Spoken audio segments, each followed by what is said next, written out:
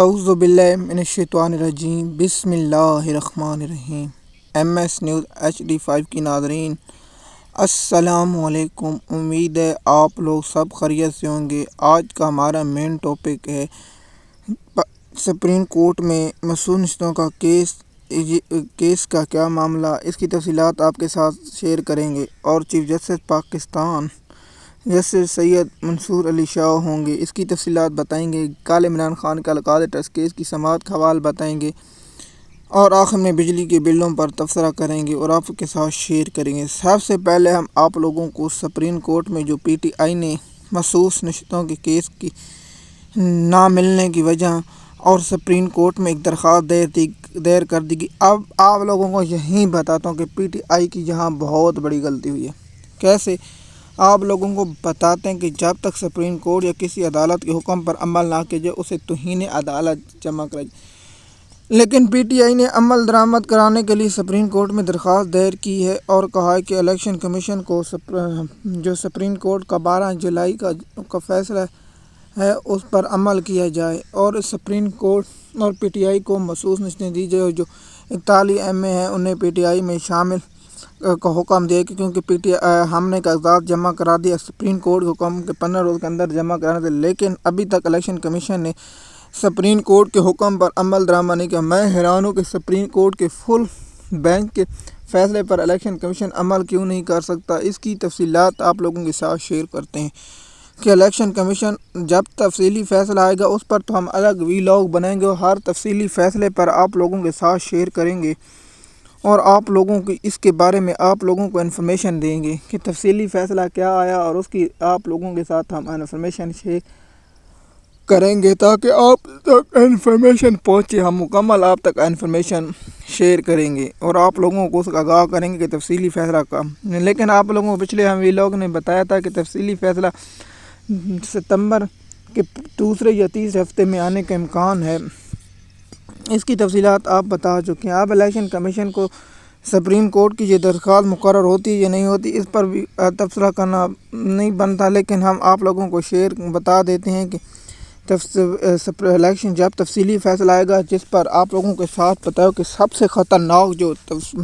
Notice ہوں گے وہ سب سے خطرناک ہوں گے، جیسے اطہر معین اللہ کو، اور اطہر معین اللہ بہت سخت فیصلہ دینے والے ہیں۔ اطہر معین اللہ کا ایسا فیصلہ ہوگا کہ حکومت کے پلر ہل جائیں گے اور الیکشن کمیشن کے لیے بہت مشکل ہوگی۔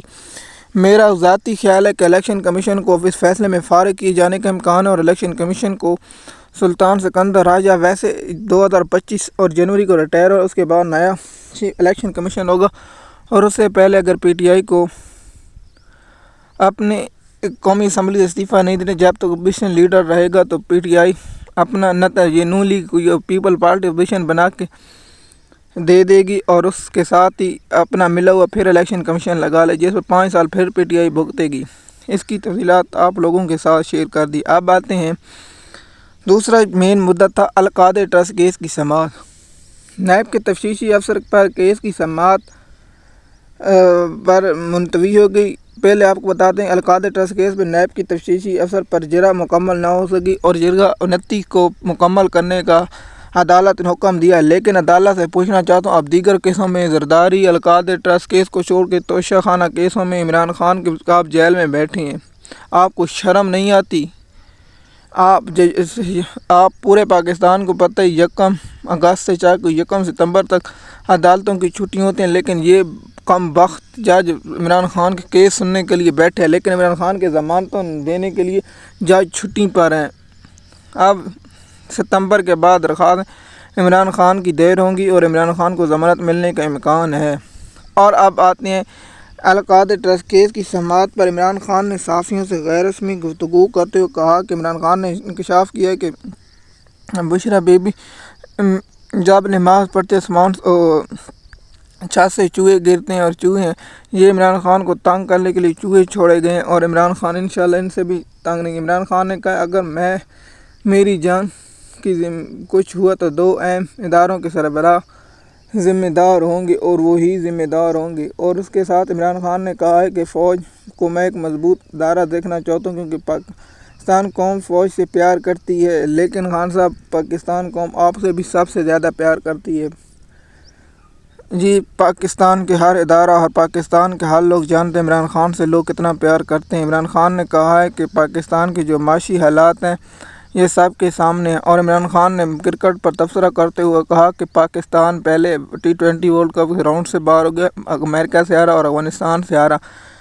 جس پر ہم آپ لوگوں کے ساتھ تفصیلات نہیں بھارت کے ساتھ بھی ہارا تھا، جو 111 رن کا ٹارگٹ پاکستان نہیں چیز کر سکا۔ اس کے ساتھ آپ لوگوں کو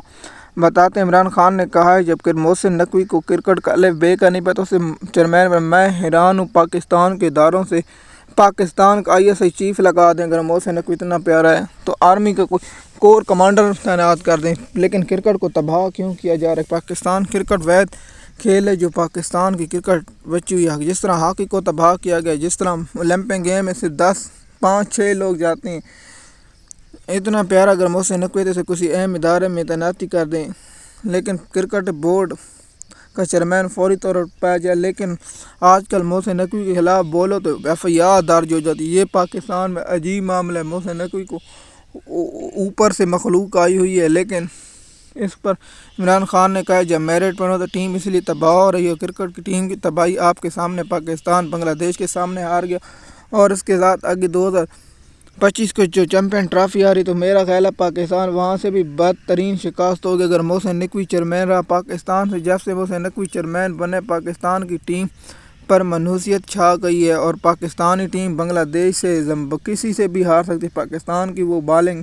سفارش ہے، جیسے آپ جانتے ہیں شہنشاہ افریدی کسی کام کا بالر نہیں، حارث رؤف کسی کام کا بالر نہیں، اور جو سپن کھیل ہیں وہ تو ناکار ہیں، اور بیٹسمین شان مسعود دیکھیں جسے الف بے کا پتہ سے کپتان بنا دیا گیا۔ پاکستان کرکٹ ٹیم میں نہ کوئی میرٹ ہے نہ کچھ چیز ہے، صاف سفارشی ہیں۔ بابر اعظم کو ٹیسٹ کھیلنے کا پتہ نہیں ہے، رضوان ون ڈے نہیں کھیلتا لیکن باہر بیٹھے، اور عامر جمال جو میرٹ کا بالر تھا اسے باہر کر دیا، فہیم اشرف جو میرٹ کا بالر تھا اسے باہر کر دیا، کس کی وجہ سے باہر کیا گیا اور اتنے کھلاڑیوں کو باہر کیوں کیا گیا یہ آپ سب لوگ جانتے ہیں، اور اس کی تفصیلات میں مجھے جاننے کی ضرورت نہیں۔ اب آتے ہیں کہ عمران خان کی سماعت کے 29 کو ہو گیا ڈالا جیل میں، آج 27 سے 2 اور جمعرات کو ہونے کا امکان، اور اس کیس کا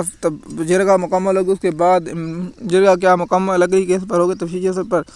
جب جرگہ مکمل ہو جائے گی تو وکیلوں کی جانب سے اس پر سوال آئیں گے، اس کی اور وکیل اور جو ڈالا جیل میں صافی ہے ان کی ذاتی رائے آپ لوگوں کے ساتھ شیئر کریں گے۔ اب آتے ہیں کہ سپریم کورٹ کے چیف جسٹس آف پاکستان منصور علی شاہ ہوں گے، جیسے کہ آپ لوگ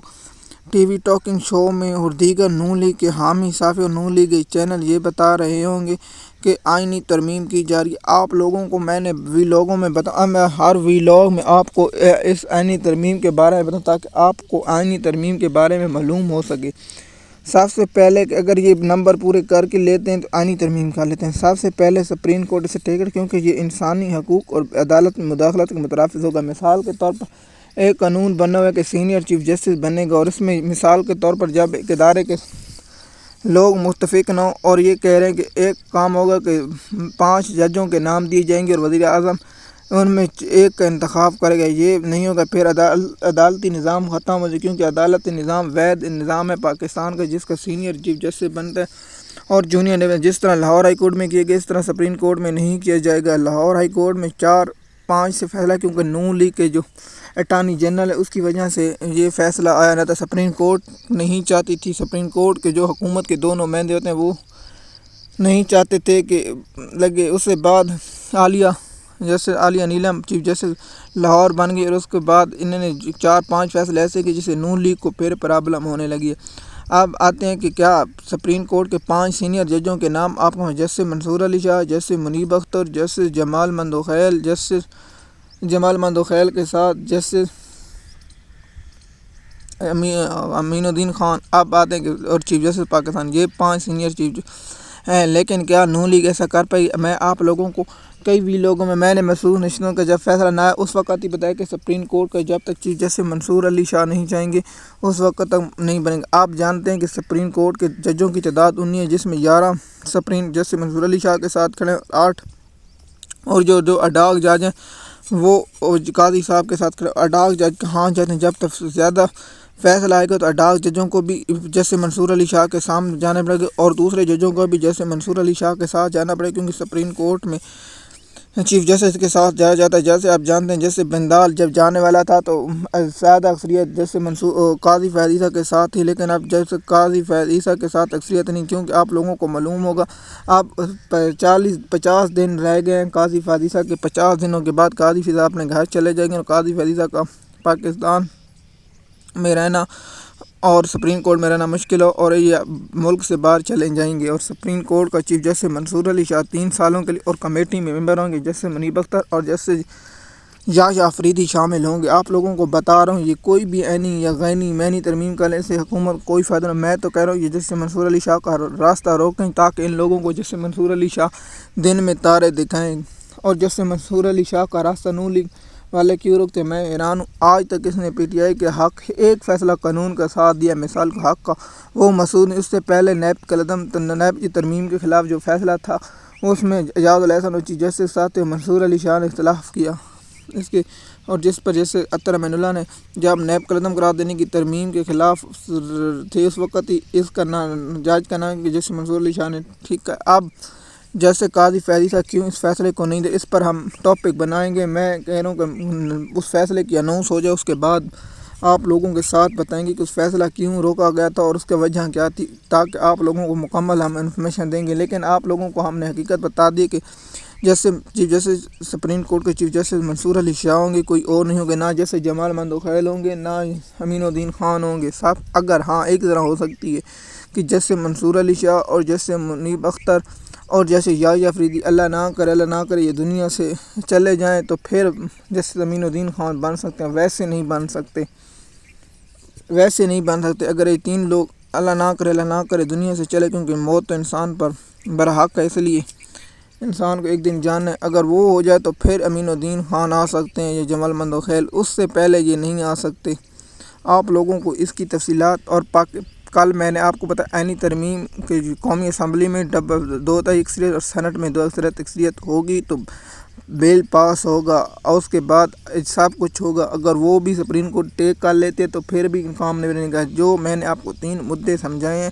یہی کام ہوگا۔ آپ لوگوں کے ساتھ ہم نے انفارمیشن شیئر کر دی، امید ہے یہ آپ کو ویڈیو پسند آئی ہوگی۔ شکریہ۔